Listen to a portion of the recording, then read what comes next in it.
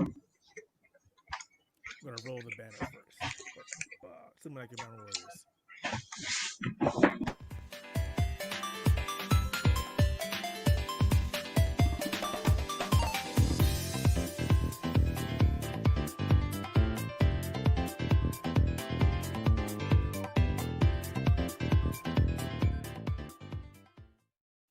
What's up, everybody? I'm Keith Mitchell, and welcome to Spectator Mode episode 70. We're making up for last week, and that was my fault. Totally my fault. But it wasn't my fault. It was my job's fault. So blame my job. Because they suck. Well, at least you're being mature about it. I am being mature. They suck. Because usually most people just blame Obama. I am not done. Also last week, was that weekend of, America fireworks. Oh, that country. We're not going to talk about that. Let me get through the introductions, God darn it. Carl Smart, Matthew Paul, there. We're through the introductions. We're done. All right. First half done.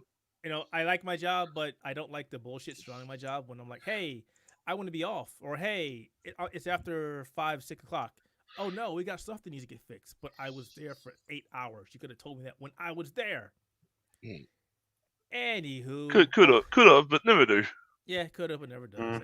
Anyway, like I said, welcome back to Spectator Mode. We are making up for last week. And, of course, as you know, every beginning of the show, with the exception of 1 or 2 podcasts, we talk about the games that we played. And I'm going to be honest with you. I'm going to go first, and it's going to be Destiny 2 and Mortal Shell, the upcoming Dark Souls-like game that had a beta this past weekend that was so good that they turned it into an open beta. Let everybody in. And I will say this. I followed this game for 2 years when it was called Dungeon Haven. And then they renamed it this year. And the game is amazing. It's made up of a developing studio of 12 people. And it is easily one of the best games in that subclass, that genre that I've played in a long time. The mechanics are actually really solid. They changed the formula. So I know a lot of people that play Dark Souls are familiar with the gameplay, the slow, methodical gameplay, using swords and shields for most people, or ranged combat. They changed that. There's no blocking in this game. Instead, you have a parry, which depends on how much energy or meter you have built up. And there's a mechanic called Harden, which you can modify and enhance. But what this does is it allows you to pretty much become invincible for as long as you hold the button down or until you take a hit. And then after that, you have to wait for the meter to come back, which takes about 4 seconds, which means you can't spam it. But what it does is it allows you to get out of any situation. So if somebody's about to kill you, you have no health.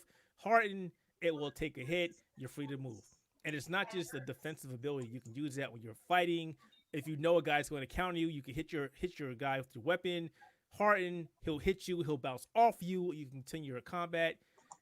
When you do a back roll or a back step, you also harden just for a split second and vulnerability. So you have iframes when you're back rolling, when you're backstepping, which is good stuff. They also added another mechanic where, again, Dark Souls, if you lose all of your health, you die. In this game, you get knocked out of what's called a shell.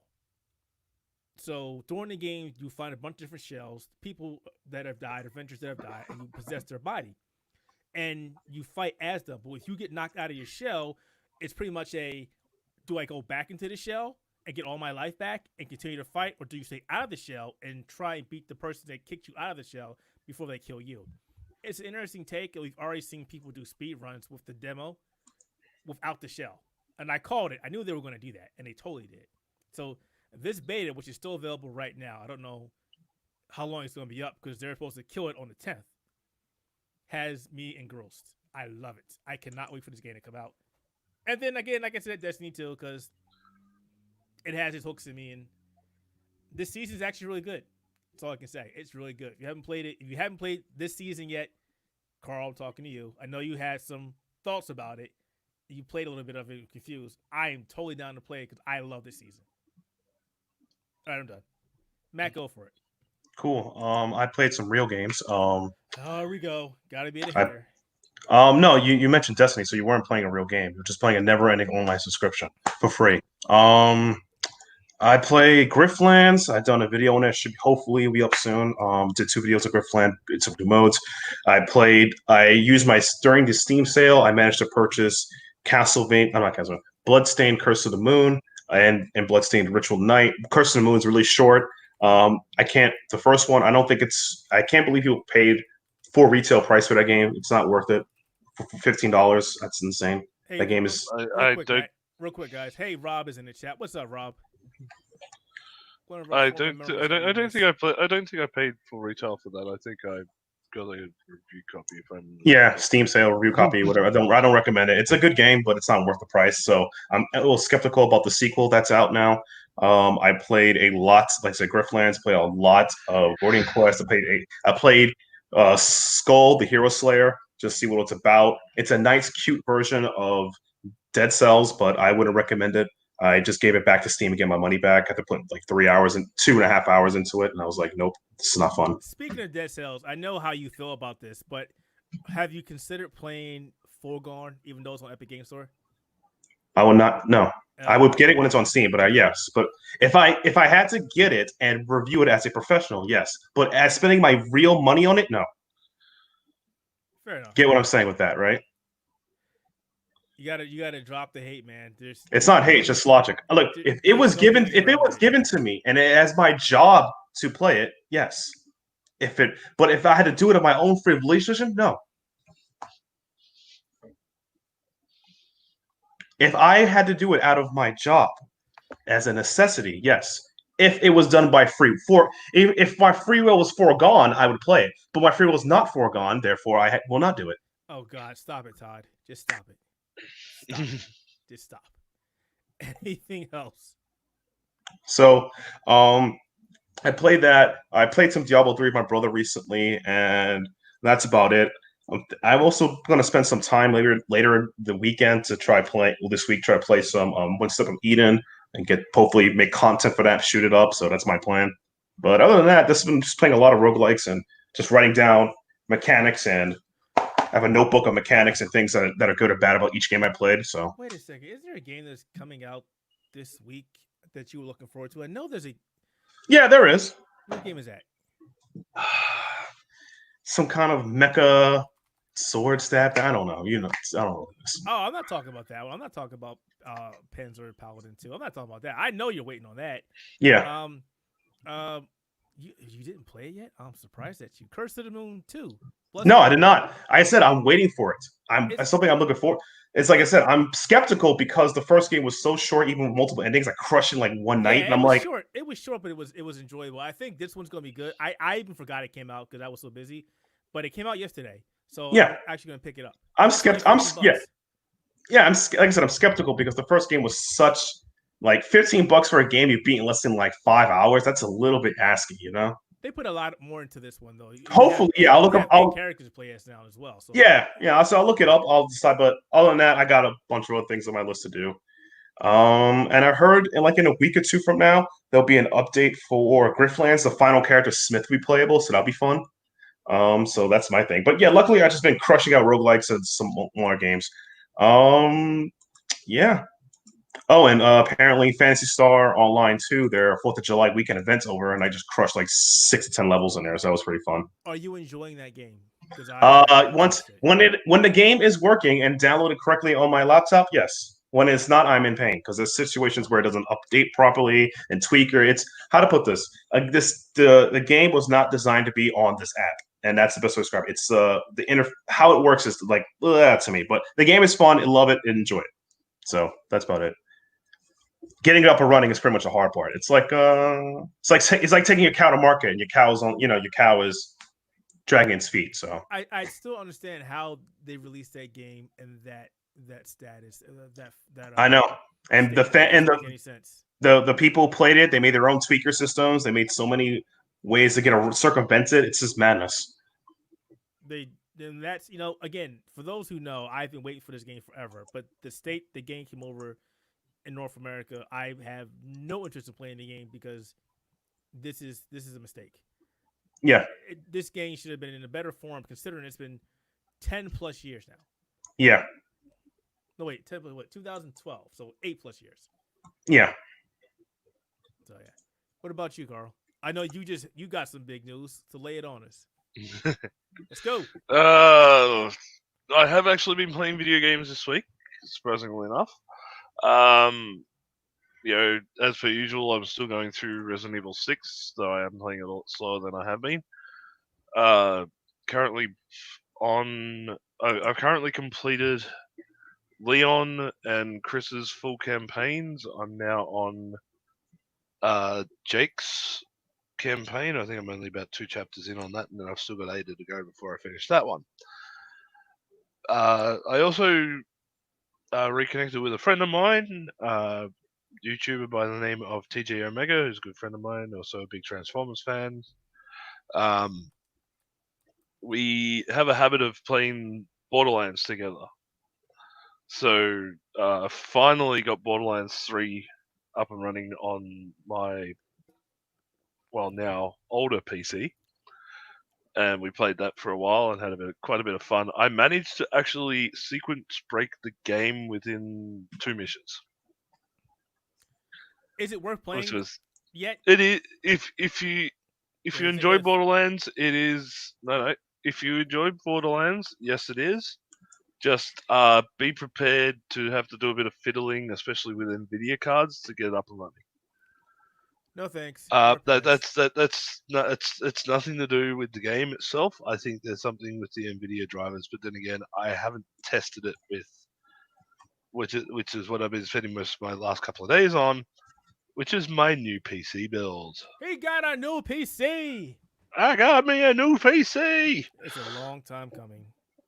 Yes, it is. It is. Finally retiring the old beast that I'm currently streaming from today. Wait, that was still the what was it? The AMD FX one, right? FX chip. Yep, AMD FX. I think 7 something. Just give me a second so I pull Specky up. AMD FX 8350. Which was a good old. It was an 8-core 4GB processor. When AMD's first, I remember that one. One of the first, yes. Oh, so glad to have that.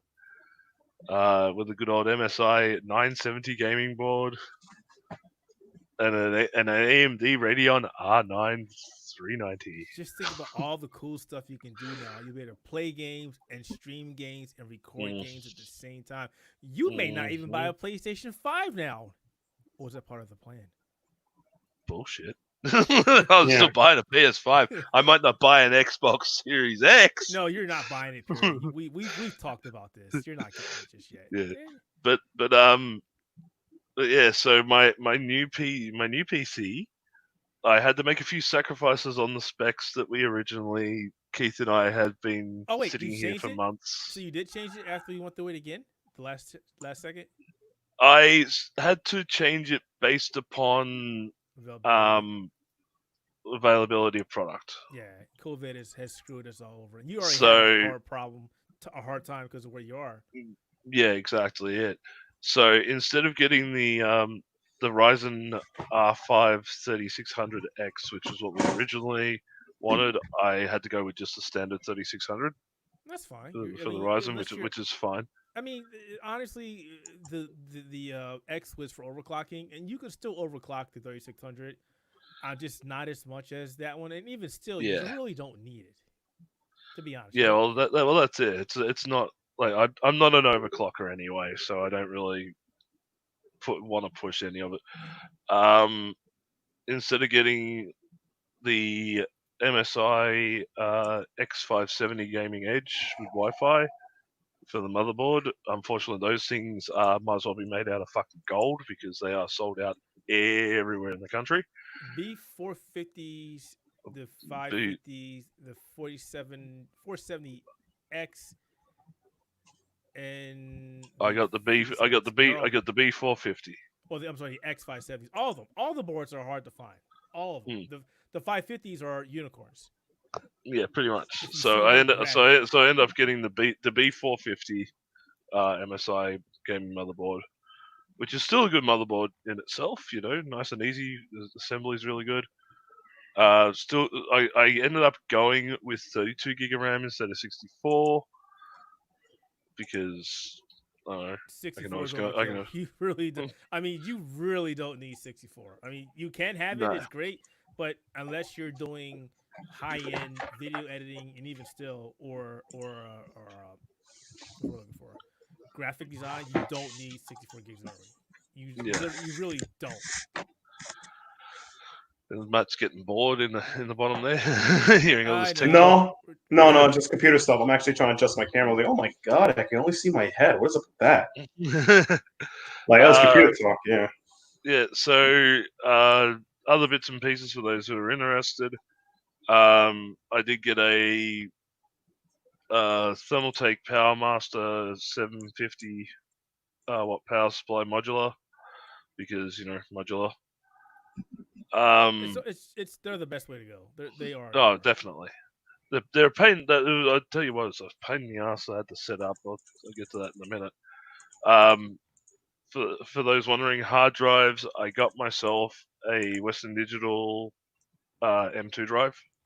The blacks. That's a C. The I new got ones. the Black blue. ones, right? I could only get the blue. I couldn't get the black. Aw. But the blue's still pretty good. Like the Western Digital Blue series is actually a really solid drive, no matter what you use. So I got that. I got a 1 terabyte SSD just for programs, which I then neglected for half the programs I put on. Because that's one thing I noticed when I set up the PC. A lot of stuff these days will automatically save to the C drive, and it has no prompt to save to any other drive, which I thought was really weird. So Wait, what? Say that again. Did I hear that right? I ran into quite a few programs that when I went to install, it wouldn't let me change the install path. That's weird. They should always let you change. That's weird. But okay. But the main ones that I wanted on there, like all the game launches and stuff like that, they're all saved on the 1 terabyte solid state drive. So that way they still boot really well without having to compromise the OS drive. I'm a wrap you up though. We go get to our topics. We'll be talking computer games But- all day, and Matt's But getting the last thing I will say, the case. This case that they recommended to me was Cooler Master Commander. C. Like it's very weird. I wish I could take the camera out and show you. It's out in the other room. The weirdest thing about this case is right in the front. Like how when you've got the front end of the PC, and usually that's where you'll have your on the other side you'll have your fans before you actually hit the outer edge of the case, right? Right. So you got outer edge of the case, set of fans or whatever, and then the metal bit that it all attaches to. Behind that is where they put the power supply. That's weird. You said In an Cool Master enclosed Commander. area. No, it's not. It's not a commander. I can't even get the box because it's outside. That's fine.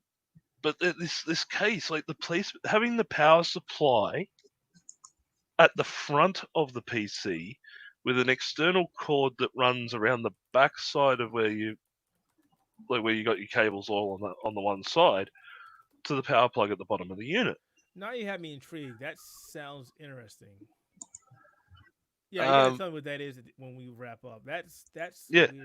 It was it made even having a modular power supply a pain in the ass to set up. Like it's the only flaw I have with this case. Oh, is it one of the master boxes? It looks like it's the way you describe this. A master box. Can't remember off the top of my head. Because the power supply is in the front of the case. Yeah, because it is really weird. Like it's got this little enclosed bay that helps with cable management. It's great, but the way they put the power supply right at the front of the unit, yeah, that's weird. I'm like, it's weird. Like I understand it's probably decent for heat distribution because it's pushing making sure all your hot air is pushing up out the top of the unit. But still, having it at the front is just such a weird way to try and set everything up. Because like I had a hard time trying to get all the cables working properly.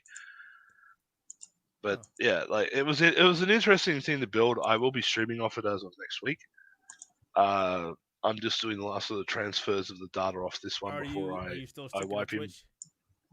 I'm still gonna stick to Twitch. Yes, I'm not doing like you're doing, and hip hopping once again to another. I don't know where I'm like, going. starting I'm over on He'll be on Twitch. Zoom next week. No. I'm on Twitch. Stop it. Seriously, I'm on Twitch. He's But looking at Facebook gaming. I'm asking because there's been a lot of people who are like, this is actually good. It's surprising me because of all the stuff that's happening to Facebook right now, all the gaming companies pulling their ads away from Facebook, but yet people are saying Facebook gaming is great, and I'm like, okay, what's great about it? Tell me. Probably Nobody- contracts. Nobody has told me anything so far. So it's like, how is it that good if you can't tell me one positive thing about it? Because the interface is garbage. Yeah. So I don't like that. I don't think I'll be leaving Twitch anytime soon. And somebody asked me earlier, do you think we'll see another streaming service?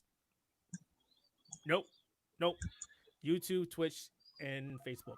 That's it. We're seeing nothing else. Not happening. Nobody's going to want to waste their time and money to fight Twitch and Amazon. It's not happening. No, that is true. However, I'm still waiting for the closed beta to start. I found a service called Crouch Jump. So I looked into that more. Hmm. It's more of a social media network for gamers, Yeah. which could be interesting. Another way to get the word out to the masses. Yeah, but there's a couple other ones out there already that are doing the same thing that they're doing. So it will be interesting. There's always space for that. Well, they've got Twitch integration and all that other stuff. So they've got a lot more than what other programs have had in the past. I'm just watching all these social networks that had access for our integration with Mixer slowly pull Mixer away from it. It's interesting. Didn't you find the website the other day that still had Mixer ads on it, and you started crying? I was at Best Buy.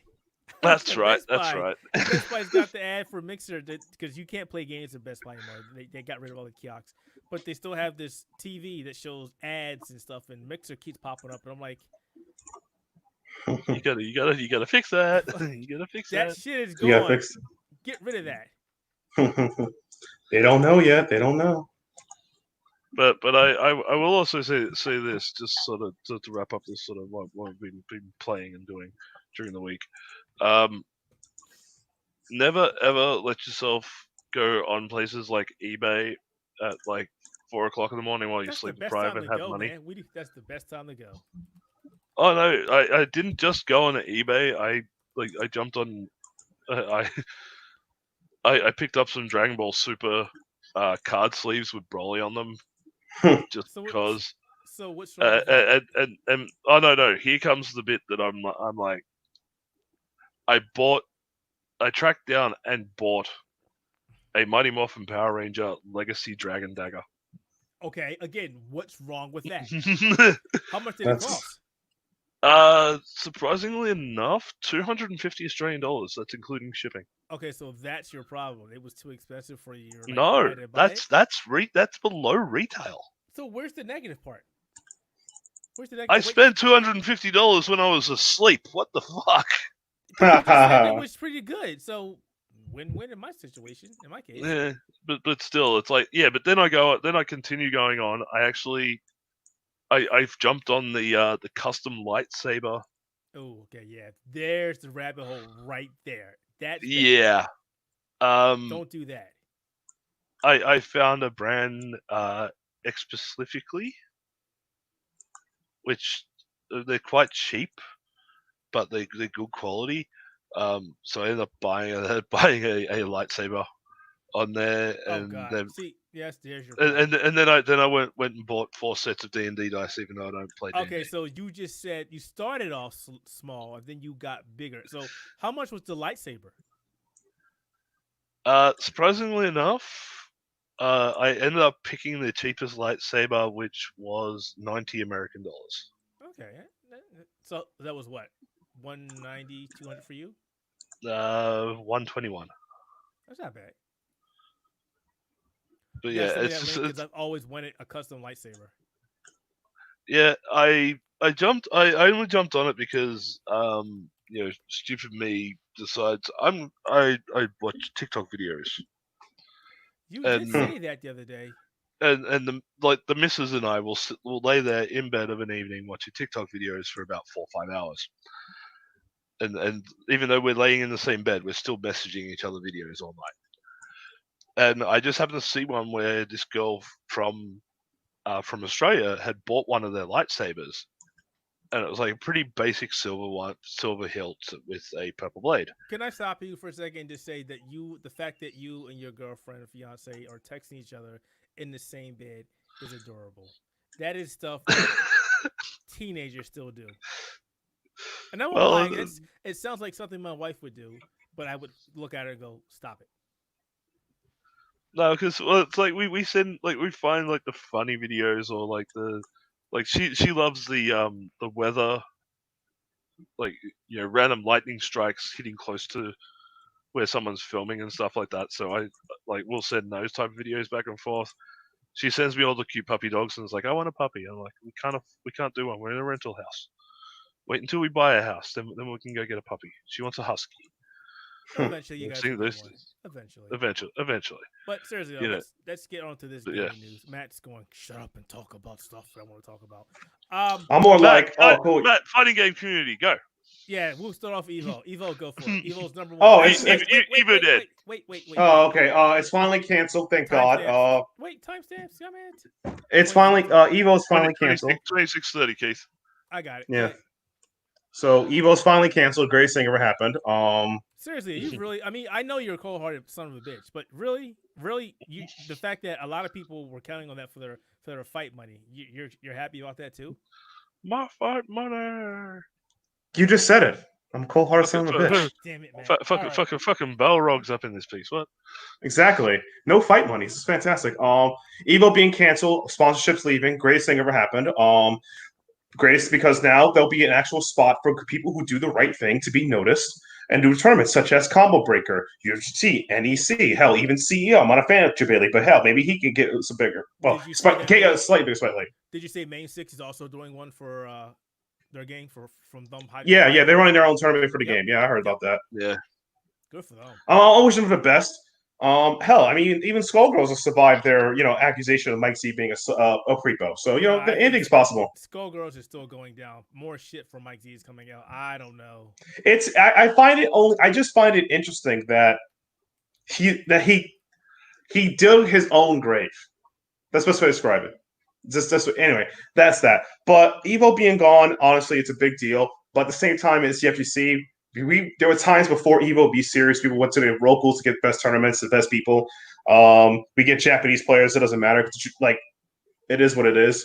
It was just a big payout, and EVO was run poorly anyway. They charged $7 for water. Brackets were slower than your local major. It was run like an expensive convention at some points. That's all it really was. And it's all the tournaments that give you a much more better fighting game experience than that. And I'm glad it's gone. So. Problem solved. Thank you, Mr. Wizard. You killed your own scene. You did it. Do you want to expand on why it was canceled, or do you not care? Oh, sure. Mr. Wizard, back in the day when he was an arcade manager, allegedly and really diddled those kids. We can't say allegedly anymore. He admitted to it. Oh, I'm sorry. I'm trying to be polite here. He had a taste for the young boys. We're not here to be candy coating. We tell it how it is. All right, yeah. He had a taste for young. He assaulted those kids and younger adults by making them dress in water, buy him porn, take a shirt off, jump in the pool. The classic pedophile stuff. If you do the pedophile playbook, all that gross stuff. I don't understand that. I mean, it's actually gross and disgusting. The whole list, you can name it. He probably done it, and he's been fired. The Cannons are now in charge of it, but they lost all their sponsors. EVO Online has been canceled. Anime EVO, the guys who are on the side tournament, are still running their tournament thing. The registration was free for Anime EVO for a short time, so that'd be interesting. But I hope Anime EVO just change their name to something else that'd be called EVO, and that'd be fine. Because those guys always help run the poverty games, so I wish those guys the best for their successful tournament. So, yeah. That's it in a nutshell. Mr. Wizard's out. The entire organization's in shambles. The Cannons have to try to fix something or fake base, which would be pretty hard because in shambles is an understatement. When you have like all of your major players like Capcom, NetherRealm, Yeah. Xbox, and all that. Even all the sponsors. Yeah. Oh, we want nothing to do with you. Please do not use our games. Yeah. This is a Star Trek. He's dead, Jim. Yeah. Yeah. There is no recovery Not from this this. year. Not this No. year. No. Well, see, no recovery frames, no nothing. Nothing. Yeah, this is done. Matt is being completely brutal about this, and I agree with him. He's been saying for years that Mr. Wizard is a scumbag. He has been saying that. Yeah. And I don't feel bad for the things that have happened to the organization to let this asshole run unchecked. I feel bad for those who were competing in the events. I feel bad for the games that finally got to the main spot. Quotation marks. Them fighting herbs. I always say it wrong. The fighting herbs. Yeah, main 6. Those boys. Killer Instinct finally got back there.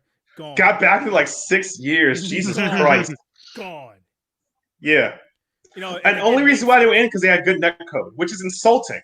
It's like, again. Well, main six again. Their story is one of adversity. They went from a official My Little Pony game to being, you know what, you guys can't use our license anymore, to almost giving up, to going forward and finishing up the game and turning it to something else. And there's even a documentary of it on Hold Back the Block, which I recommend people check out. So that was their time to shine. They were right there, and then all done. Yeah, I feel bad for those people. I feel bad in that context, but I feel bad for the players and the people who go for. This year was really looking like lineup wise was looking to be one of the better years that they've had. It would have been the most diverse years they had. Something it should have been doing for years, but they didn't. So it's EVO. But like it was said, Killer Instinct came back. Marvel vs. Capcom 2 coming back as a side tournament. That would bring that game back to the forefront. I was there was a lot of hype games coming back into the fold this year, and then all of a sudden, EVO gets caught up in the the call out movement that's going out. First it was COVID. First it was COVID, yes. But even with COVID, they were working out a way to do things online like everybody else is doing. And then they get caught up in the call out culture thing that's been going on through every industry over the last couple of months. Oh, they're calling it cancel culture. Well, cancel culture. I don't agree with that. I'll get into that. But the thing though is that this is bad for the players' evils. The players are going to be fine. Trust me, boys. They always make money their own way. Trust me, if you're playing professional fighting games, and I really do mean this politely, it's not your 9 to 5. You're doing something else. You cannot survive playing fighting games 9 to 5 unless you are living in some Asia country. Yeah, unless you're like a Justin Wong or somebody like that. No, even him, he had a side hustle. He was working several other gaming communities. He was a DFO community manager for some point. He had other gigs. He's fine. He's not good anymore, but he's fine. Yeah, I forget what he's doing right now, but he's doing fairly good for himself right now. Exactly, he's working. Yeah, exactly. If video games, the guy had a manga made about him. What the hell? That's Daigo. Oh, is that Daigo? That's Daigo. Yeah, the god. I keep getting the two. No, you got to admit, Daigo's the talented one who won tournaments and embarrassed us. Justin Wong is the guy who got embarrassed for us. That's right. Oh, jeez. But yeah, EVO will recover. I don't know if it'll be next year, but I will say when this shit came out, they did the right thing. You need to go. You're gone. Go. Yeah, and he even changed his banner. He says now he's like private citizen. But the thing about the saga of Mr. Wizard, he made a burner account to try to call out people for saying Genshin, but people found out it was a burner account because come on, 24 hours you wrote this, really? No one else can know this information but you. And then he tried to say that the people who were accusing him, like Mikey Prawn, who has his own issues, whatever, people accusing him, were using his fake handle and forgets that Twitter saves their handles when you change it from the past till now, from past tweets. So, one of my handles was, I think called Silly Crow or Get Silly. It's one of my old handles. And now my handles Get Silly. So if you ever see an old tweet that says Get Silly, it'll automatically correct itself to Silly Crow unless I deleted a tweet. He didn't delete his tweets. So come on. It was just embarrassing. Anywho. Yeah. EVO is gone. Now it's time for the rest of us to grow up. Yeah, good riddance. Fans, I have- five I star. have- I no love hope for I hope people like that. somebody out there in the fighting game community is able to build something that can sort of not so much take the place of Evo, Oh but no. just Combo breaker. They're already there. They're already there. Combo They've been to there. an The ex- problem to is an that Evo extent- just has its name. That's yeah, it. Combo breaker is the next best thing to the Evo, and to an extent, CEO. But combo breaker. No, actually, this is the ranking. Combo breaker. Combo breaker.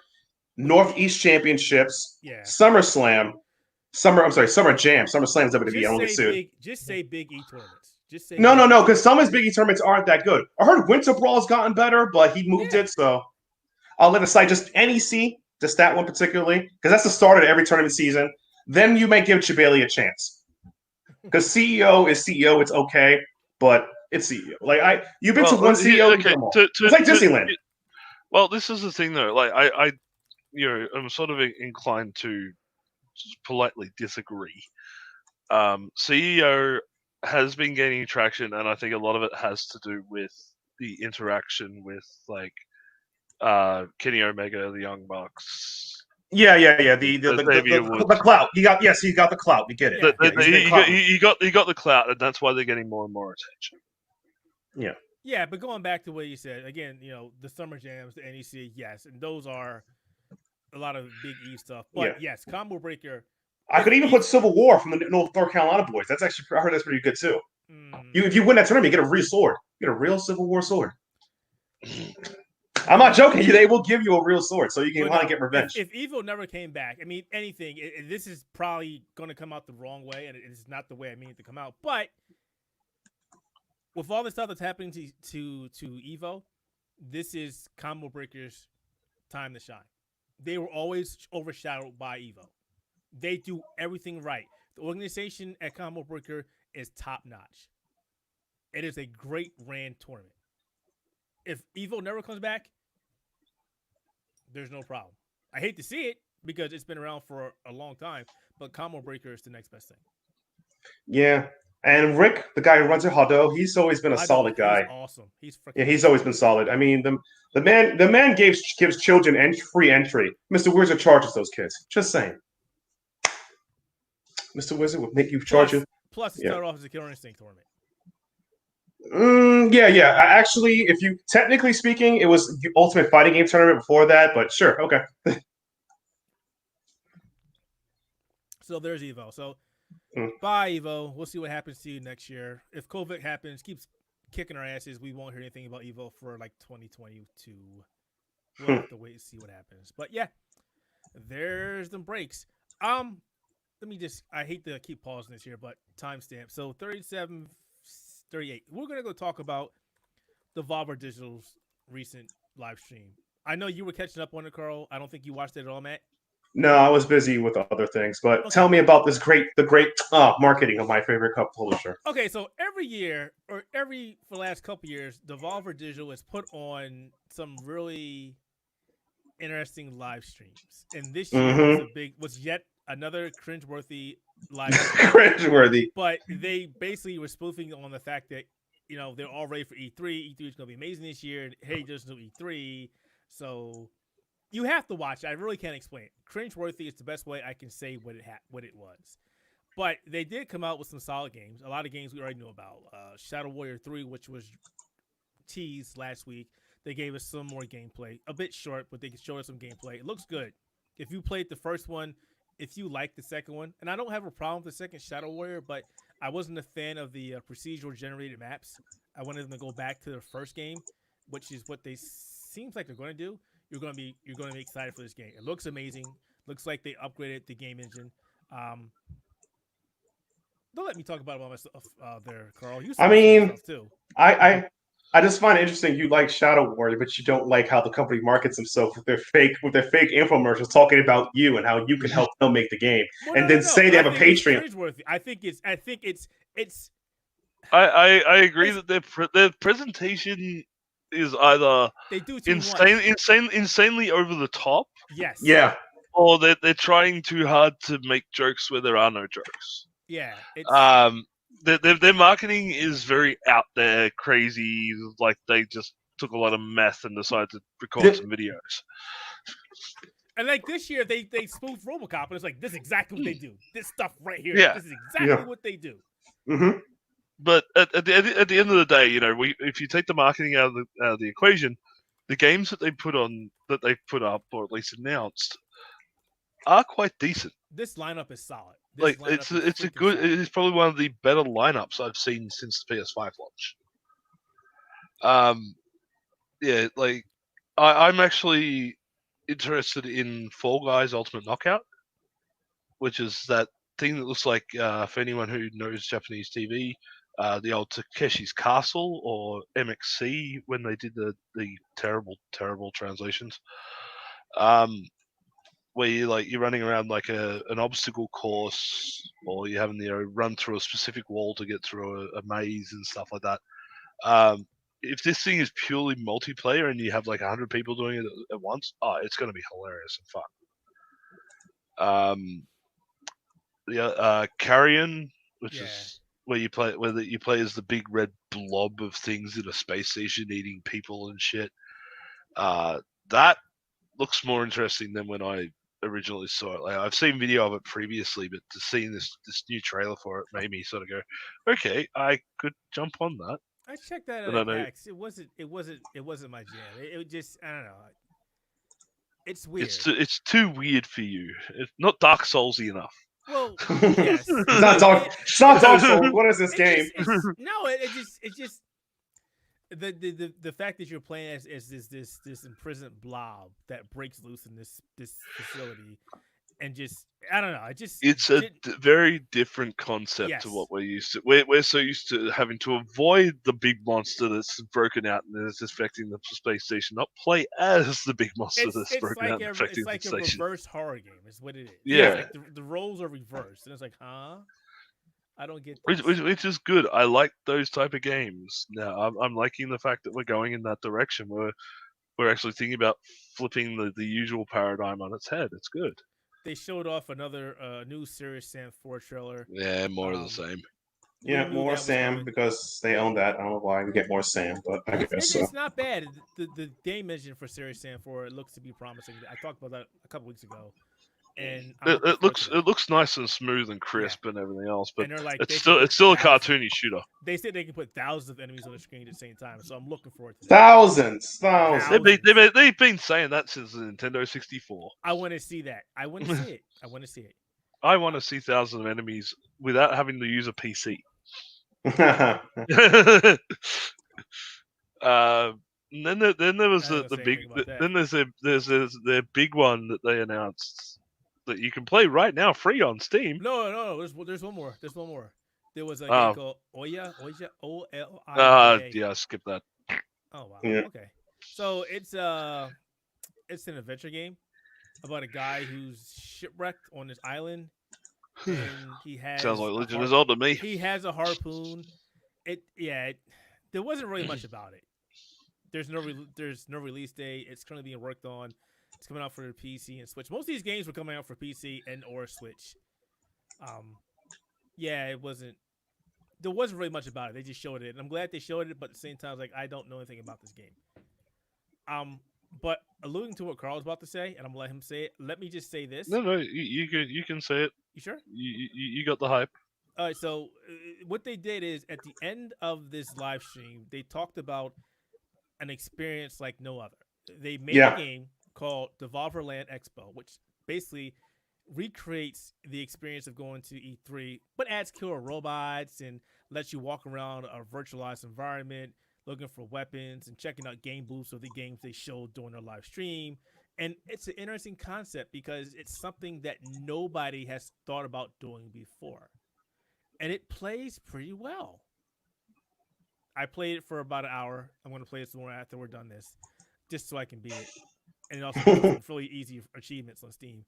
But it's interesting because this is a concept that somebody else could take as well and improve on. I was talking to Carl before the streams, like, what if somebody took this concept one step further and allowed you to actually play the demos within that game?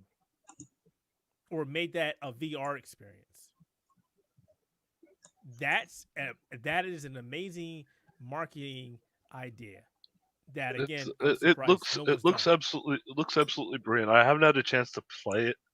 It feels weird saying I'm going to play a marketing simulator. Yeah, exactly. Yeah, It's like, this it is is what they are. This is like, yeah, this is the Yeah, plan. it it's is what it is. such a weird, it is such a weird concept.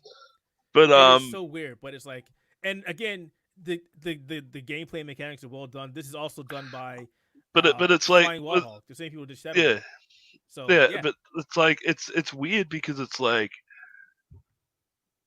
yeah, okay, you're gonna run around, you're gonna watch a lot of trailers and stuff like that, but each area is like themed about the game, and it seems like the enemies in each area are about like the game that it is, and you get to use weapons and items from all different games to go around this marketing simulator. It's just It's brilliant. it is such a weird piece of marketing, yet I'm already loving it. I haven't even played it yet. It's the future. The smartest thing you could ever do. If Devolver Digital did anything that was, and this is not taking the wrong way because I love the stuff they do. If they did anything that was deemed exceptional or game breaking, this is it, because I've never seen anybody do anything like this. Like I haven't seen anything like this either, and it's like it's really one of those things that I hope catches on. That like I don't mean like I want to see like 1,000 marketing simulators done by the same company doing the Oh exact no.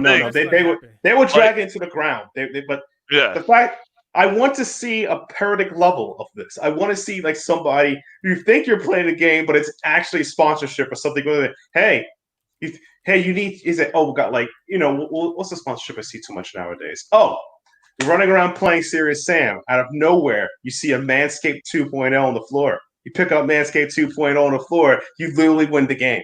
Because it's the only most powerful thing to shut the balls of your enemies. Manscaped. I would pay for that. I'd love to see I'd love to see like, I don't know, maybe like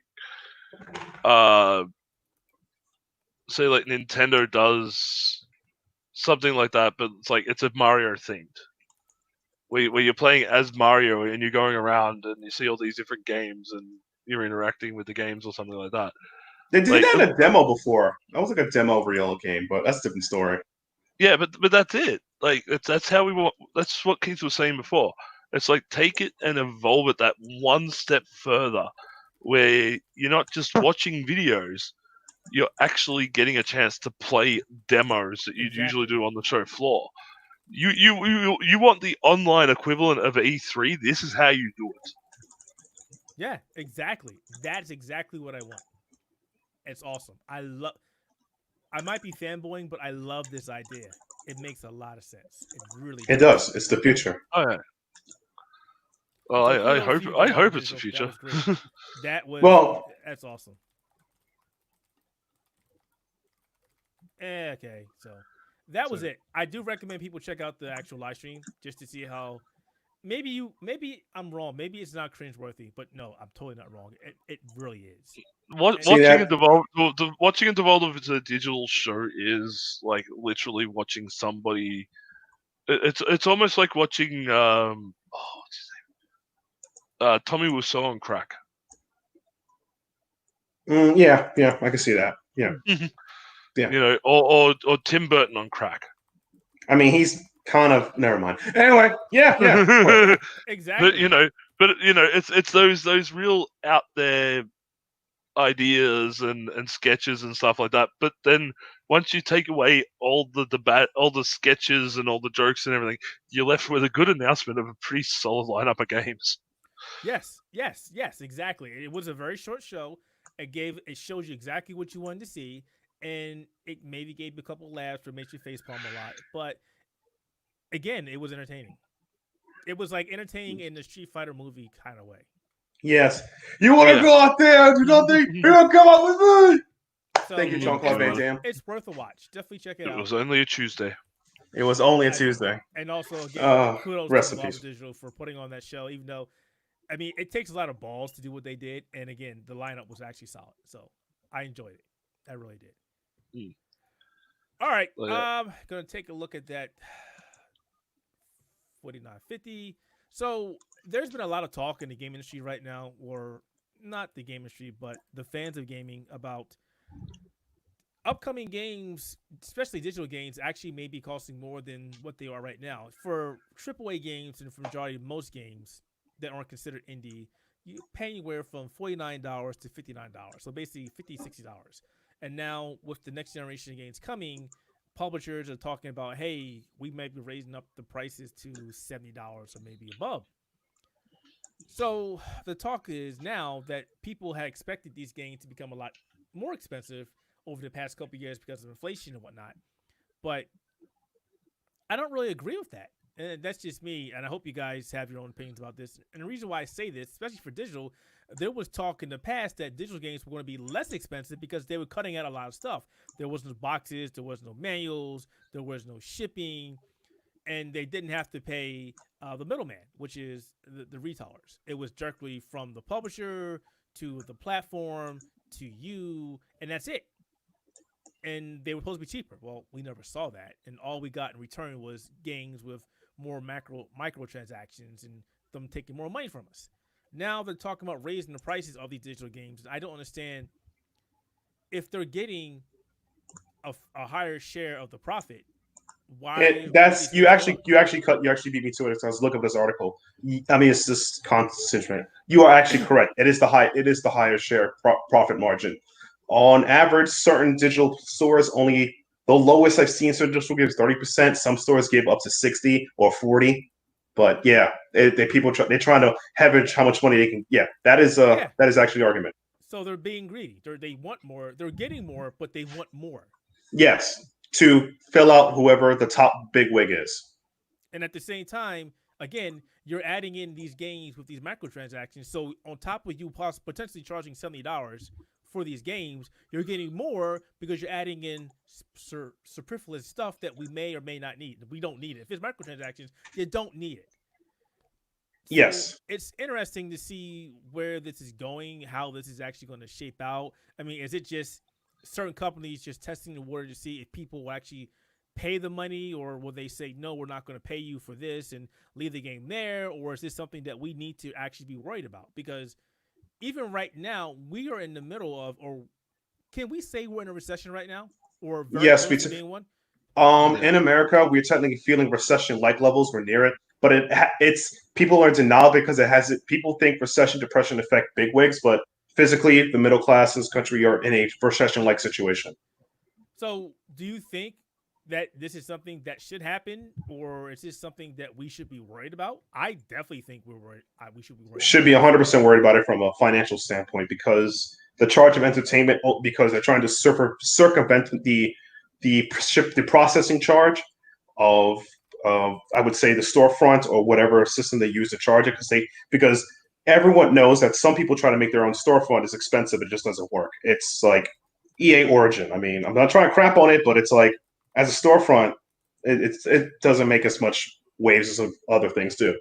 As well as the problem is that it's like the best way to describe it is you guys use Uber Eats, am I right?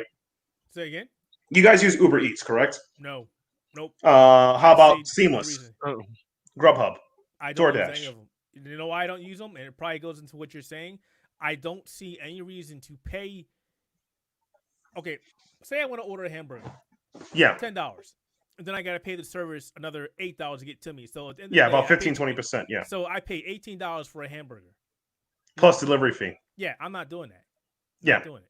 That's you. But that is a proper way to think about it. But in the sake of convenience, and that's the world we live in, convenience is a cost. Regardless, that used to be a feature, but that's a whole different situation. The convenience cost of the convenience fee, they're trying to circumvent it by adding that to it and then becoming more, which is a problem because it's like it used to be. Let's say, again, let me think. I forgot. Steam takes out between 20 to 40%. That's their range. So they take out that much of the game, and now they're trying to say, oh, that 40% is, let's just say $6. My game is already $14.99. I'll just slap $1 and change. Wait, $5 and change on it, and boom, a $20 game. I circumvent what I would have lost do I have a new loss, I've made up what I made with my old loss instead of just charging the game where it should be. But hey, the future. I'm still waiting for us to see the benefits of going to a digital gaming. You know me, I've already said it for weeks. I'm completely on board with digital gaming. I have an article I'm working on that talks about the benefits of digital gaming. I'll have another one that talks about the cons. But for right now, from where I'm coming from, in my position as a father of two kids, as an adult, is digital gaming actually comes out to be more beneficial for me. But when we're seeing these companies eyeing to charge us more money for these games, it becomes troublesome. I don't see where going digital in this retrospect, on this aspect, is doing me any favors when everything that you promised years ago that this would be cheaper has not come. Exactly, yeah. You're charging me more for less. Or better, yeah, in some instances, where you wait for a Steam sale for a game or whatever digital storefront, the sale is just the same price as his original discount amount. Like for some games, I can't think of the top of my head. Let's say they give you 10% off, 15% off, and then you say, "Oh, when it came out, I'm not buying. I gotta wait for a Steam sale. Wait a year or two later. You wait a year or two later, the sale comes out. The price is exactly the same as the original discount price. So what was the point?" I'll give you a better example. What about games? We'll use Nintendo as a perfect example. And Oh Sony, yeah, those. no Nintendo, because Sony is not as Yeah, but yeah, they're good at Bloodstone squeezing. That's Nintendo's strategy, the best strategy. Like they're big games. They're big games that are also available digitally. And they almost never go on sale. Yeah, never. You can go to Walmart, Best Buy, whatever, and get those games for cheap. If you buy them digitally, they never go on sale. Never. So yep. It's like why you? I don't understand this. They're supposed to be cheaper. The thing is that Nintendo, regardless of the fan base, you could talk terrible things about them all day. Trust me, it's easy. They are the masters of bloodstone squeezing, just since they want maximum profit all the time. And since they know that they do, since they have a lower demand in some aspects of their games, like it not is like they don't want to believe it. People they demand the games actually lower than what they project. It's the same way. They have a hype machine, and the hype machine doesn't really represent it, but it's hype. So basically, they believe the demand of their games is always around. Therefore, it should always be this price. They would never let it go down. Never. Unless some freak scenario. That's one of the reasons why during the beginning of the time, when during the good old days of GameStop before the whatever they became, they were anti GameStop 110%. They were anti second store wielders. So they just want 100% profit just because. Yeah, and people are going to say, Keith, but that's a business, and you're right. I 100% agree with that. That is a business. That's why they're in the market to make money, but. At the end of the day, if you're asking people to spend $70, $80, and on top of the fact we're in a recession, on top of the fact that, we don't have money growing on trees, on top of that, this is a multi-million, if not billion-dollar industry. You don't need to be, I don't want to say this word, so I'm going to say it. You shouldn't be taking advantage of your audience. Yeah, you should, again, squeezing blood from the stone. That's the term I use. It's like there's no point. The stone's already good. But hey, gotta do what they gotta do. What do you say about this, Carl? I'm always against price increases in general, just because when your prices go up, ours fucking skyrocket. Mm-hmm. Okay, and it's not due to exchange rate either. It's due to what we call the Australia tax. Because we are such a remote, continent in the middle of fucking nowhere. Retailers seem to justify any price increases. Well, it's coming from overseas. Yeah. So you put your price up $10, ours goes up $30. When this was being suggested the other day, like yours goes up to $70, ours goes to $120. Now we're currently paying $100 for a standard game here in Australia already. Jeez. To bump it up $20 puts everything out of reach of. I don't see how out of the standard. Actually, because I study finance, that's what Carl's saying is 100% true. That's why imports, when they come here, are expensive as well. Oh no, Carl's been bitching about this for years. As long as I know, about this. Yeah, and it's like, how you guys afford this? This is ridiculous. They have Why good. is They this a have thing? they have good financial policies. As I can say that much. We have some of the highest minimum wages in the world. I believe our minimum wage at the moment is somewhere around about $19 an hour, and that's for any job. Minimum of $19 an hour. Most average jobs here. Yeah, that's beat. Hell, that's more than most jobs that are considered minimum wage over here. Yeah, exactly. Yeah. But the thing is, also our inflation prices, or what were they called? Not CPI. Australian Dollar Index, ADI. Something like that. Yeah. Like our costs are higher. That's why we have the higher minimum wage. It's like you pick a random thing from a supermarket that milk. most people have. Okay, milk. Luckily, here is probably one of the cheaper things. We are paying about $2.10 for 2 liters.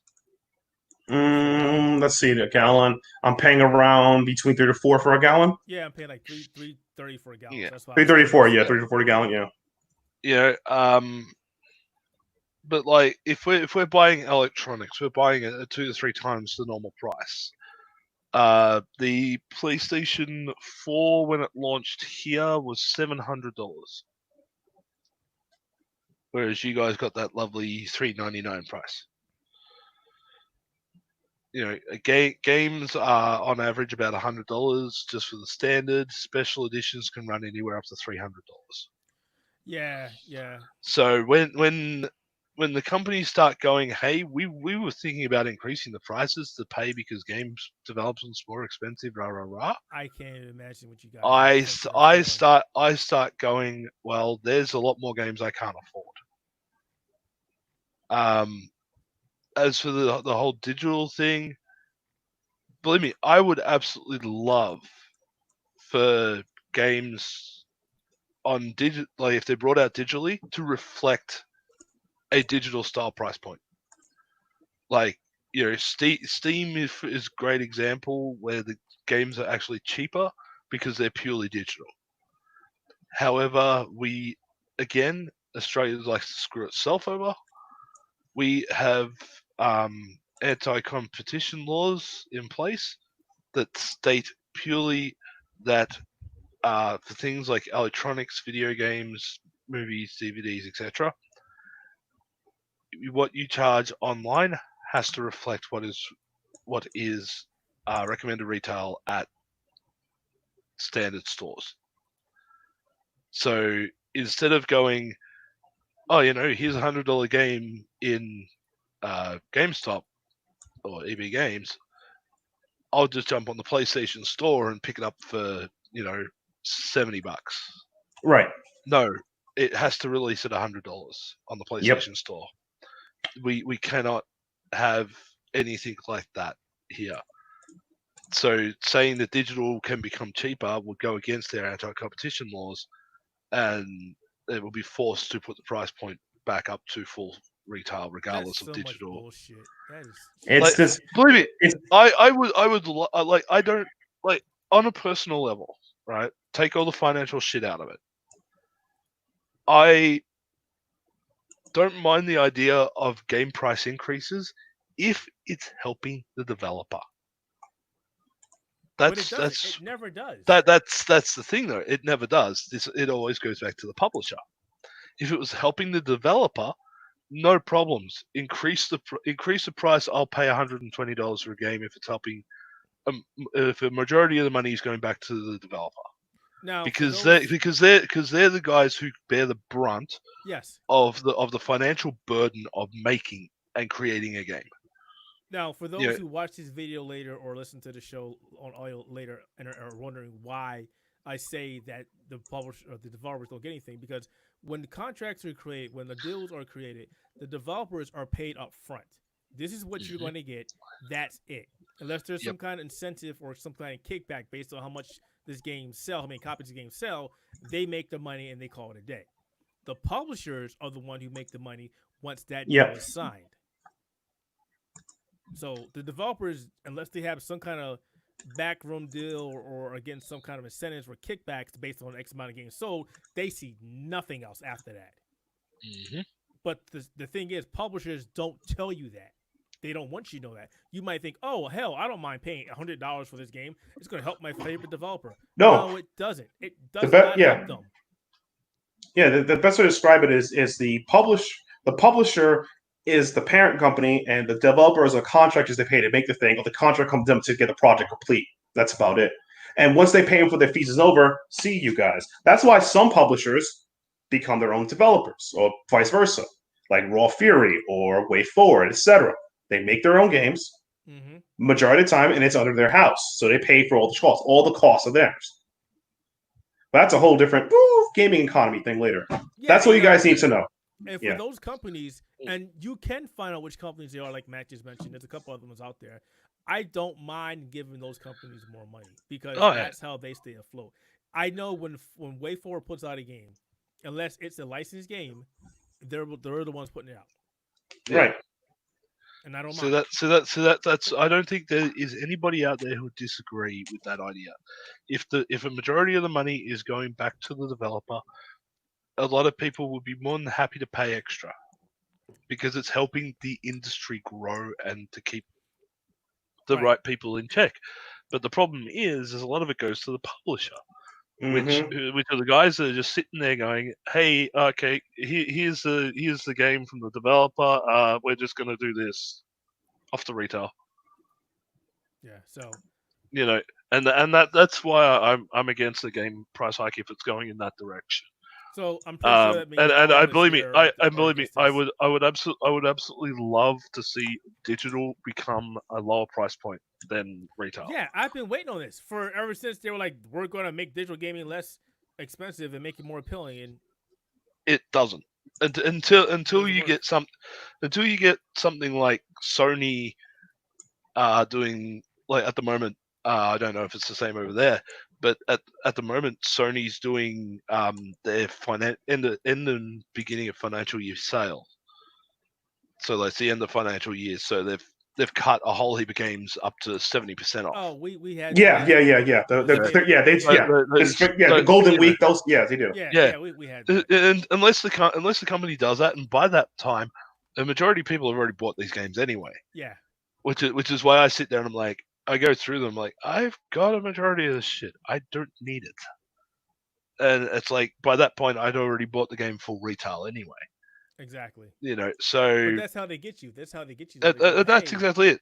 Like, I would love it if, say, like Sony with, or for example, Spider-Man Miles Morales, $120 if you want to buy the disc from GameStop. Okay. But if you go online on the PlayStation Store, it's $80 Australian. The reason why they would never do that because they would sabotage their sales. Right.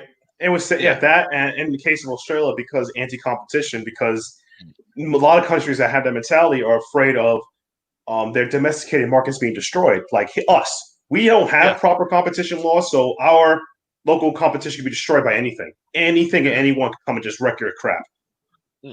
So that's the logic behind it. I'm not trying to advocate the Australians because they did it. I understand why they do it. Yeah. Oh, believe me, you don't want our anti-competition laws. They're fucking stupid. Yeah. And then you throw the Australia tax on top of it. So exactly, yeah. Like, from a finance point, I understand why it's there, because they do not want their markets to be invaded by other outside forces. But at the same time, you're kind of choking your own people. Just saying, you need to ease up a little bit. Have one McDonald's. It's like throwing our GST on every single international purchase of 10%. Why? Because tax.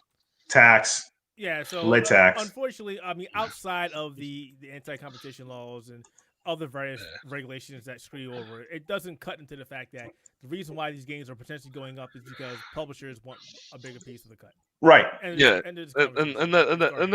that's wrong. And honestly, that's wrong. Look, we love our publishers and everything else when they want to talk with us and help us out and everything else. And we like that they do things for the industry, but they are quickly becoming a very unnecessary middleman. Yeah. Like Yeah. that's like the idea behind all these digital storefronts, your Epic Games, your Steam, and everything else, was to cut out that middleman. Right. And they kind of have an aspect. The problem is that they have like I said, a ratio, a percentage amount they put there because again, the digital front stores, whatever, Steam, Epic, whatever, they have a maintain cost. You're paying us to maintain the service and advertise your games, to create a curation service, blah blah blah, to go to your consumers. But we deserve a kickback, and you'll get whatever remaining the sales is. And people are now negotiating. Well, maybe I deserve more.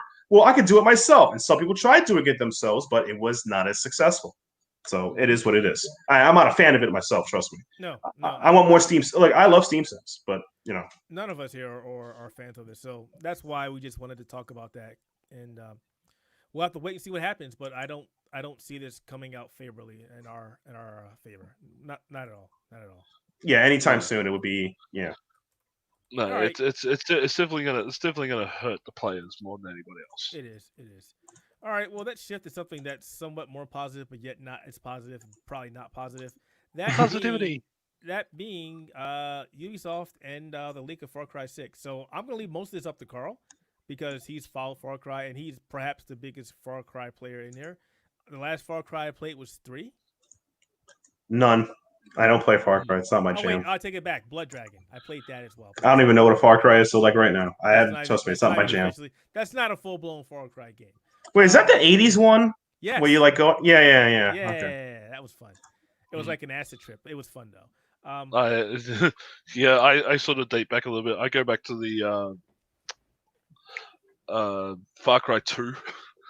That used to be our big multiplayer game at LANs. And it's not that I hate Far Cry. I've been always wanting to get back into Far Cry. It's just,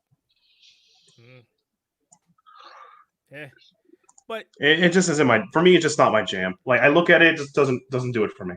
So I will be honest. If anybody is wanting to play Far Cry games and not really, if you're hesitant, I definitely say right now is this week as this goes out is the week to do it.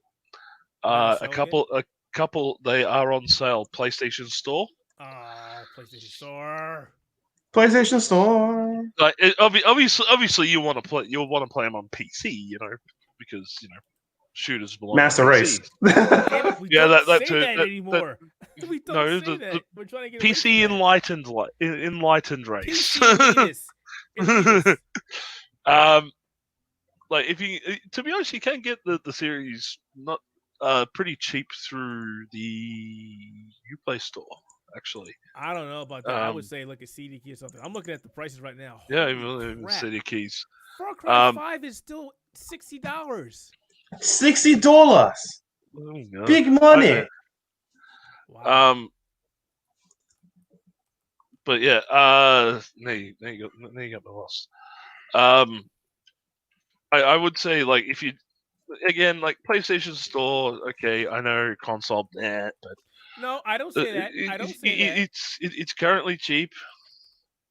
As I go to have a look at the price, I think I picked up Far Cry 3 Classic Edition for the PS4 for $5 Australian. So that's probably something like $3 for you guys. I'm looking at on CD Keys right now. Far Cry New Dawn plus 5 is $40. Yeah, don't get to standard 5. Don't get New Dawn. New Dawn is not worth playing. It's shit. I say you get 3, 4, or 5. They're 3 better stories. Honestly, I'm gonna have to play them all. I want to just play them all.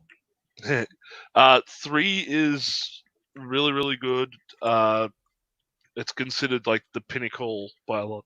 Yeah, and that's the last one I by a lot of players. I absolutely love 5, just because hey, dumb evangelicals. Far Cry 4 is like a really good headfuck. Same with 3. So they're definitely worth. Is it as bad or as good as BioShock Infinite headfuck? It's 3 is actually more of a head fuck than Bioshock Okay, so Infinite. because again, I played 3, so I haven't played 4. So okay. Far Cry 4 has an excellent main villain.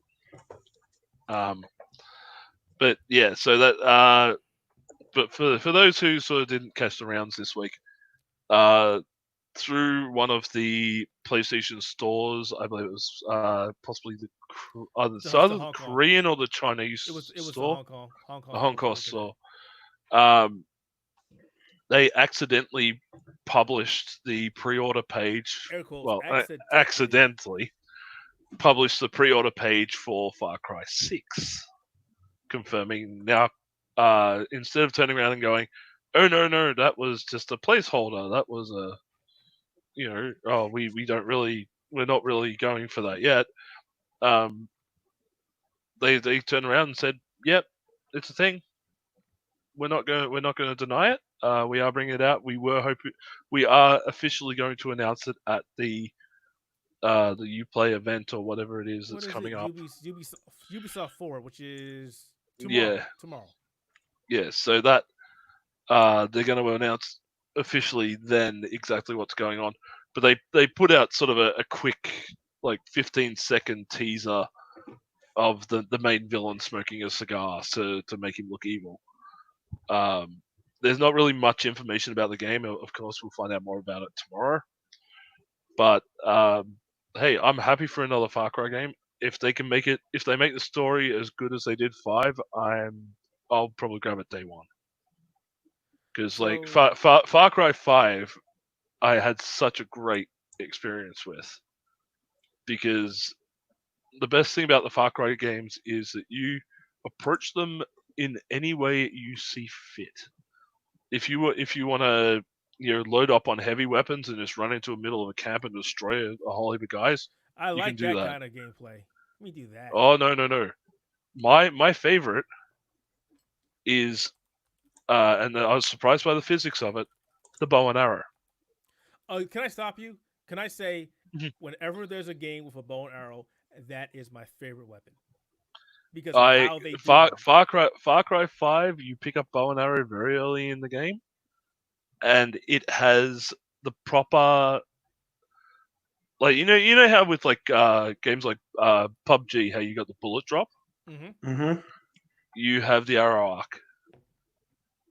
So if you aim up high enough, you can arc an arrow for a longer distance.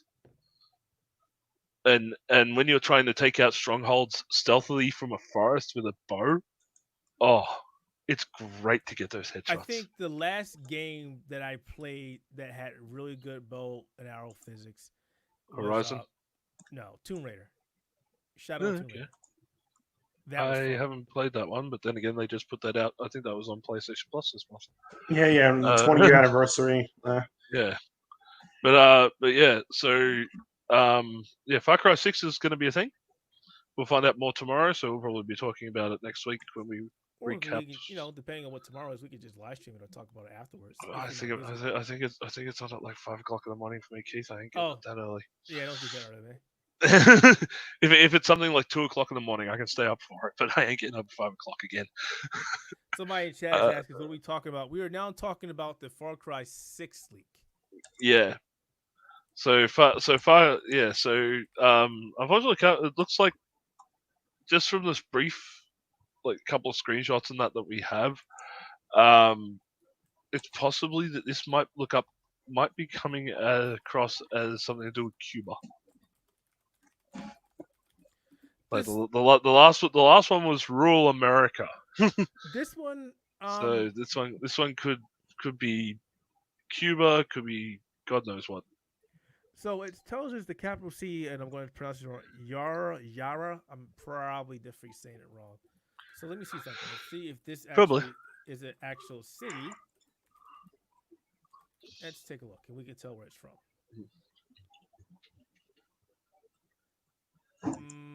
I don't know if that actually is a place. I really don't. So it looks to be fictitious. Oh, look, somebody already added it in the wiki. So let's see where it is. it does not have an actual country, but it Not looks to be taking themes from Cuba, yeah. the flag at least. So yeah, so it might be a fictitious version of Cuba. A lot of jungles apparently as well. It's okay. We'll see. Jungles are good. I like jungles because they're good from hunting with bows. Yeah, yeah, and Mm. Far Cry 3 again. The last one I played was in a jungle, which is what I liked a lot. So. Yeah. Okay. The new antagonist is Anton Castillo. Yep. So it sounded more like Sounds Cuban. Yep. And the players will take on the role of Danny Rojeras. So- a tropical paradise frozen in time, which again sounds like a Cuban setting. So yeah, we'll find out more tomorrow. Ubisoft Yep. Forward is And what time? what I might yep, good question. Next July question. 12 p.m. Pacific. So it's 3 o'clock Eastern Standard Time for me. So I'll be around to watch it. I might even live stream it. You know, I'll do it myself. I'll do it live by myself. Do it live. If I can work out what the time is for that, I might even try and join you. I'm not even gonna tell you to do that. I know you don't. You're gonna tell me to do that, but What's 6 p.m. to Australia time is 5. Yeah, it's 5 o'clock in the morning for you. we'll see how we go. I've been having trouble sleeping lately, so I might be able to coerce myself to a 5 o'clock wake up. But Sounds like a nice. I cup of wine got or two. two I got would two. be I got good. I got 2 cans of Red Bull left, so I'm good. Oof.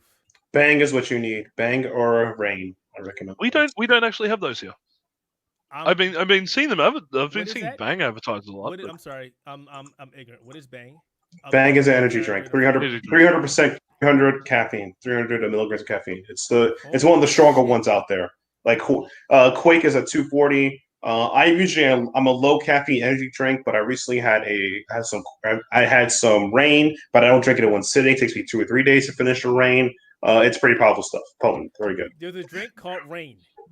Rain, REIGN, rain, like Yeah, like Reign I of a Reign King. Supreme or yeah. Yeah. Wow. Okay. Oh look, Yeah. Rain energy drink. I did not know this. And there's one called Bang.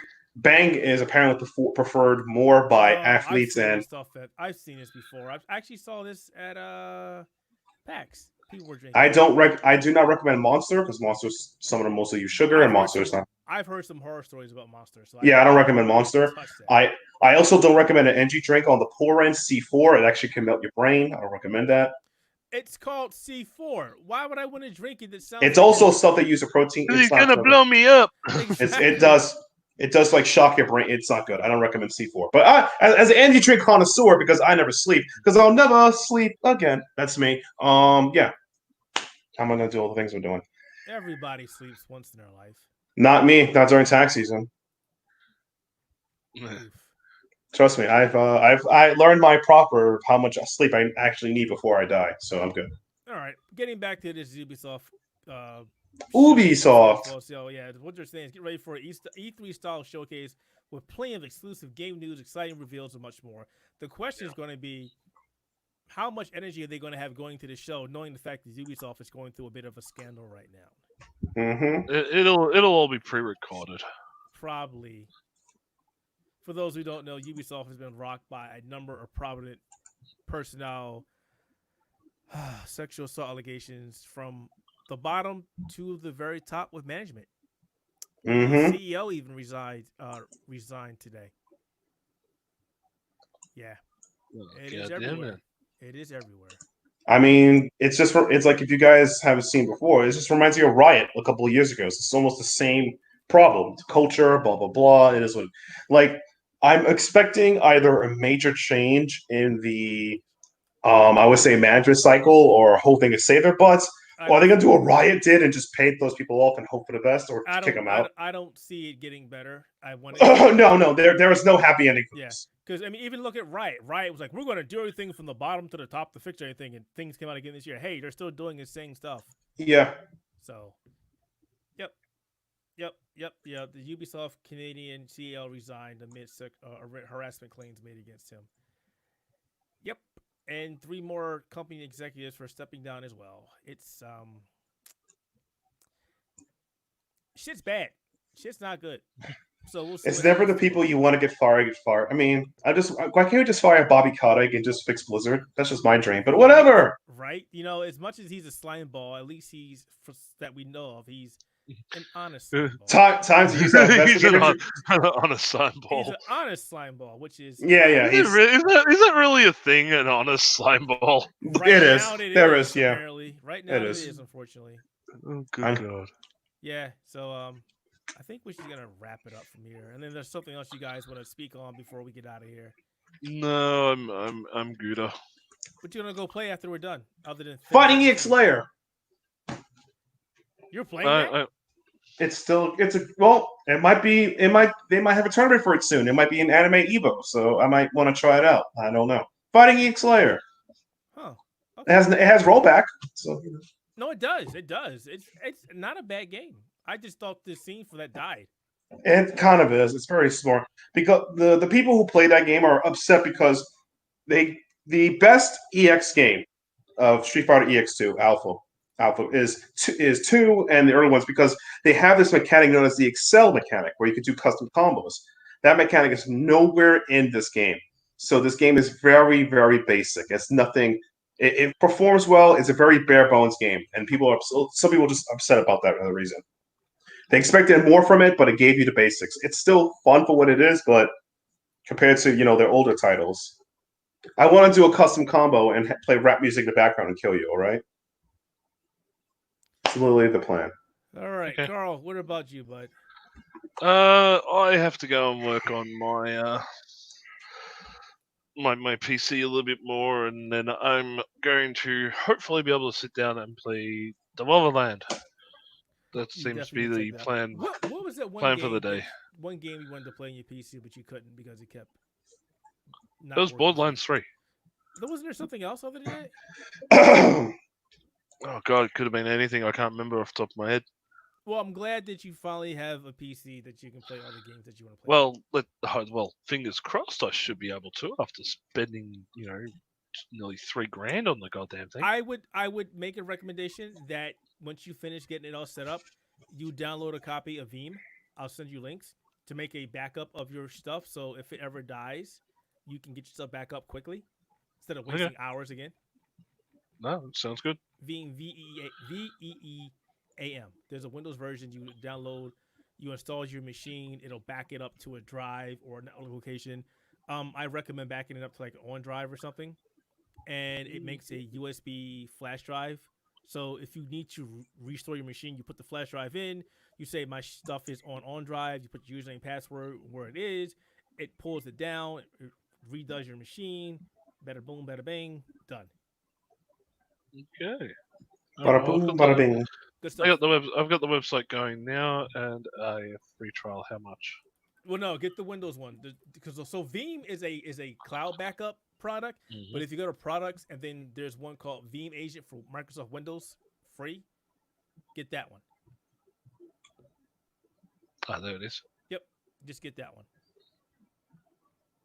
Okay. Good stuff, man. It's good stuff. I will definitely have a look at it. Mind you, as we're speaking, I'm also shopping for comic books. Yes. Yes. Can I also say I'm glad that we're finally getting comic books again?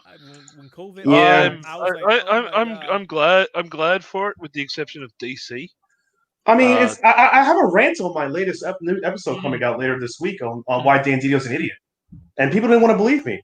Didn't want to believe me. Because the DC Comics breaking away from Diamond Distribution and then running their own thing through internal third-party companies, which I know is oxymoron, but yeah, like we've had multiple shipments delayed here in Australia because of this whole changeover thing. Like they should have just stayed with fucking Diamond. The reason why they stayed that way because when Dan Didio was editor-in-chief / co-publisher, he made that money lose. He made a company lose billions of dollars, and millions. He was the worst thing that ever happened. Next to I don't know, like it's hard to see who's worse, him or Bob Harris in the '90s, huh? He's gone now. Oh, he is, but his policy is still in check because they don't have someone to take his job. No one has wanted his job because he's that bad. It's just Jim Lee on his own. True. Jim Lee can do But it. but mind you, I mean, I'm sitting here going, I jumped on mycomicshop.com and I'm trying to get the last of my Wolverine 1988. Oh my comic God, series. that's you're a man of culture. Thank you, Carl. I'm Finally, just glad we got more Immortal Hulk because I'm really enjoying that run. Hey, Yeah. that series I have been collecting for probably the past year and a half, and I'm down to 5, 10, 15, 20, 24 books left. 25 if you include the 96 annual. Yeah. So 25 books out of what? The main series was 189 issues plus 6 annuals. Yeah. I have been So that's for the old school 1988 Wolverine series. Yeah. I could tell you about my Amazing Spider-Man run that goes from, which it has about 100 of the first volume books. So out Are of you the 441 original series Amazing Spider-Man Volume 1, I have about 100 of those books. And then I have everything from Volume 2 to current, including annuals. So you're referring to, let me see, how far Amazing we're talking about? Are you going to 60s, late 70s Amazing, or are you talking 80s and 90s Amazing? No, I feel like Matt felt when we were talking about computers. Like, all right. Yeah. Okay, I'll just fill up the spreadsheet to give you the earliest copy of Amazing Spider-Man I own. Yeah, because This is the worst thing. Like, the problem with having the Amazing Spider-Man series is that I've mixed it up a bit. Like, I've got, for some things where, say, specialized issues like issue 3, the first appearance of Doc Ock. I've got the milestone edition. The the very first Amazing Spider-Man, I have the milestone edition. I also have a facsimile reprint. I've also got a facsimile reprint of Amazing Fantasy 15. My first actual issue that is not a reprint, Volume 1, Issue 21, first appearance of Beetle. Nice.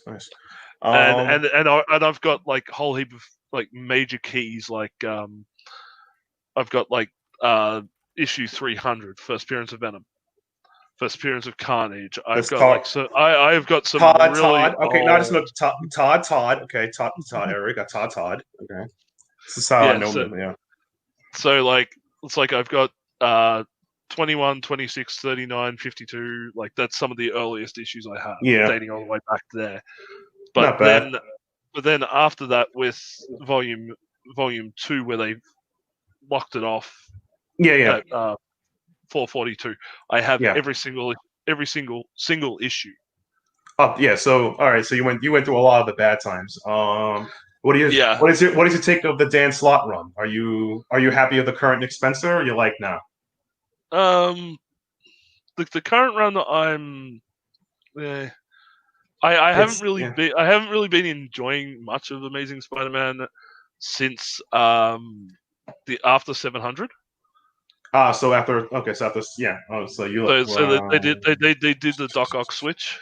Oh yeah, Superior. So yeah, that's that. So I really enjoyed the Superior. I enjoyed the Superior run, and then when they reset it after that, I went fuck this shit. Oh, you didn't like the new one? You didn't like the second? No, it's because it's like the one more day issue with Spider-Man. Like Spider-Man never anyway. So you did enjoy Dan Slott's run. Okay, that's all. Believe me, Matt, you and I could sit there and gripe about like the worst Spider-Man stories for about 600 years.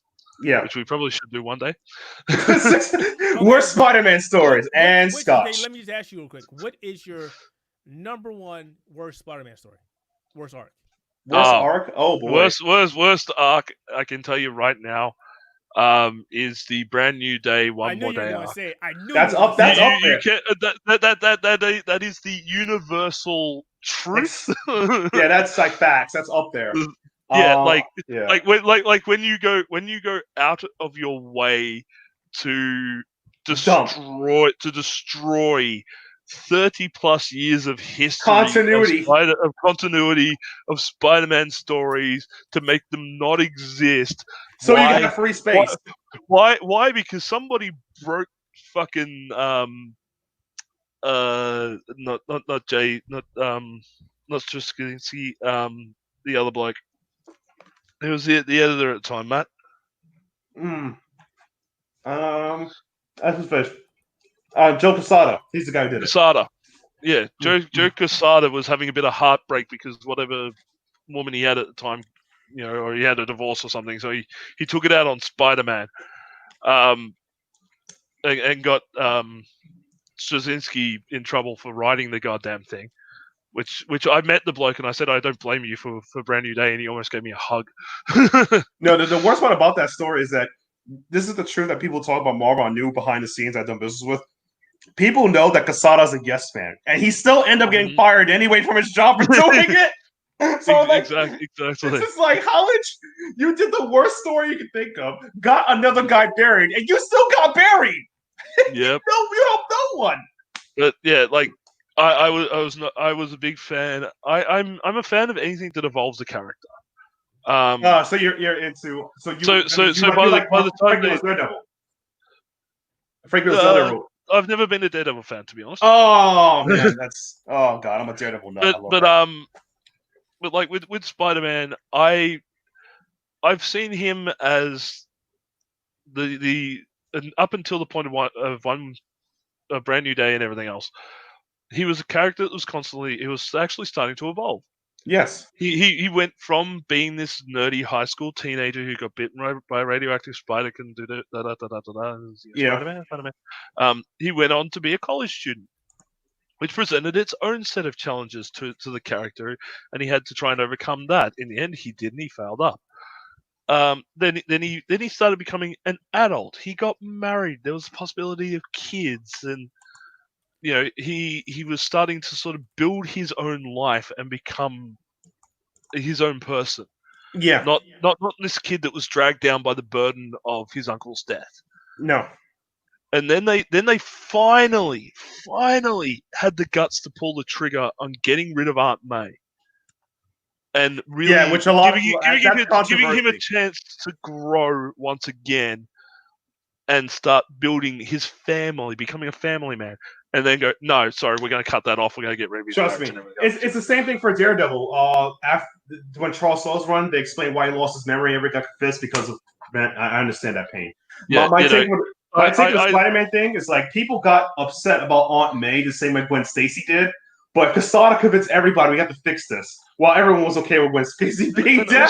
You guys need to do a whole show on this one. But yeah, it's that's why I like Superior Spider-Man, because when I know it's a stupid idea of Doc Ock switching his brain and memories into Spider-Man's body and trapping Peter Parker's brain into the dying Doc Ock's body.